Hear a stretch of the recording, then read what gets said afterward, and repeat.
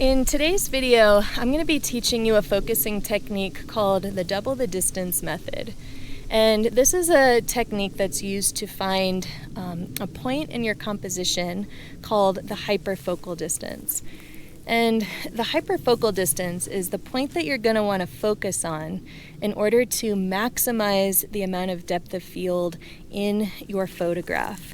So most landscape photographers are trying to get front to back sharpness in their images, right? So that you want to get the foreground all the way to the background sharp. And the hyperfocal distance is the point that will maximize this sharpness. It will allow you, in most cases, to get that front to back sharpness that you're looking for. So the double the distance technique is, I'd say, is one of my favorite methods for focusing. I think it's the easiest. It is also probably the most accurate if you're good at estimating distances, which you can definitely get better at the more you do. And as a review, the hyperfocal distance is the closest point that you can focus on in your scene that still allows you to get everything from that point all the way to infinity in focus. And when you hear the term infinity, what that really means is anything on the distant horizon, like a distant mountain, stars in the sky, anything really far away in your composition. So hyperfocal distance will allow you to get everything from that point all the way to the background sharp. And it will also allow you to get everything from half of that distance from that point towards your camera sharp. And if this is the first time you've heard of hyperfocal distance, I will attach my in-depth guide on what hyperfocal distance is to help you get a better grasp on it before you learn this method. I will also link some of my other guides to this video, so if there's a topic that comes up that you're a little rusty on, feel free to go back and catch up on things like depth of field and aperture and things like that. So, how does this double the distance technique work? I'm going to walk you through it step by step. So, the first thing that you're going to want to do, like always, get your camera set up on a sturdy tripod. Make sure it's level. I recommend turning on live view. So I find it easiest to use this method when you're looking through the viewfinder of the back of your screen. And the first thing you're going to want to do is analyze your foreground. So I want to get everything from this tree stump all the way to the mountain in the distant background, so effectively infinity, in sharp focus. And by using the double the distance method, I'm going to start by looking at my composition. You can use your viewfinder, but live view, really I do think it's easier. And I'm going to find the closest point in my composition that I want to be in sharp focus. So I'm going to look at the bottom center of my composition, and you can see here it is the bottom of that tree stump. So once you find that object, that point that you want to be sharp in your foreground, the closest point you want to be sharp, it's best to come around the side of your camera here so you can get a better estimate. But you're going to want to estimate from your camera linearly towards that point that you just picked out. Estimate that difference, that distance. So if I'm looking at my camera, the front of my camera right here, if I come all the way out linearly in a straight line to that point, that foreground point of this stump, I estimate that it's about 4 feet. I'm going to go with 4 feet. So the next step is super simple. All you do is double that distance. So 4 times 2 is 8. Now, 8 is going to be your estimated, your approximate hyperfocal distance. And again, that's where you're going to want to focus if you want to maximize your depth of field, maximize your sharpness throughout your entire photograph.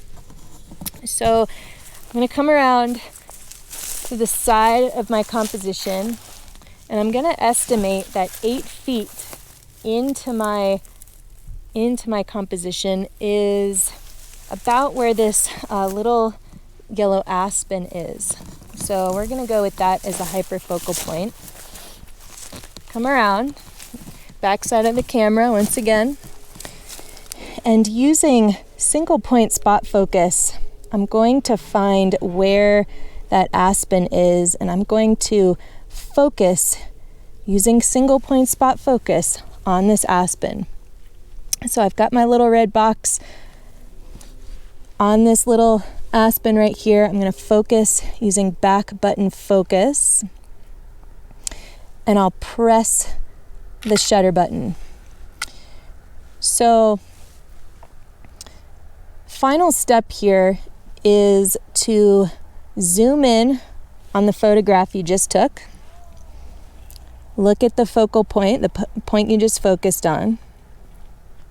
Come all the way down to the bottom. Ensure that your foreground is sharp. So ensure that that bottom part of the tree stump is sharp, and it does look sharp.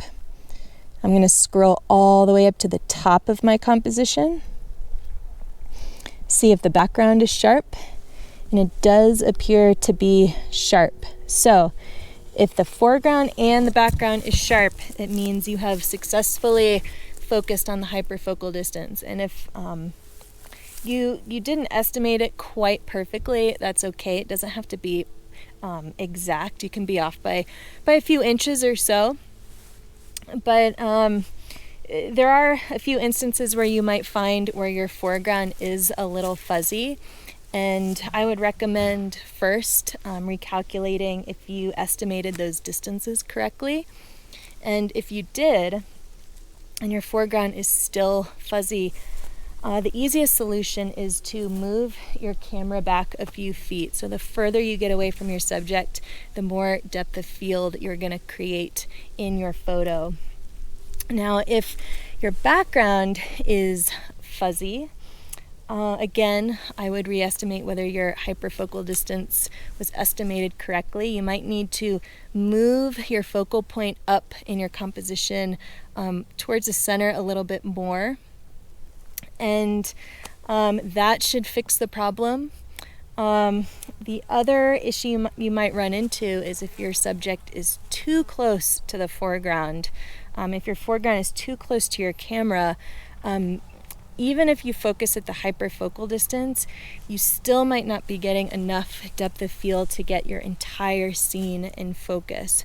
So that's where techniques like focus stacking can come in. But moving your camera back is the easiest way to deal with that. Focus stacking involves taking multiple pictures and blending them in post-processing. So if you can avoid that, simpler is always better.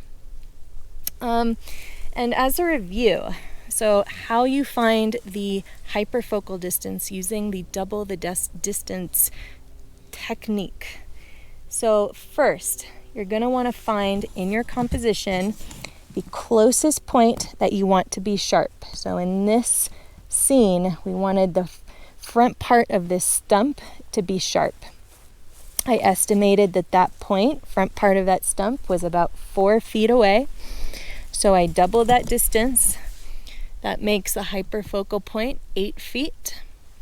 Using single point spot focus, I focused on that yellow aspen, little aspen in the foreground, and pressed the shutter, reviewed my images to ensure that the foreground and the background was sharp. It was.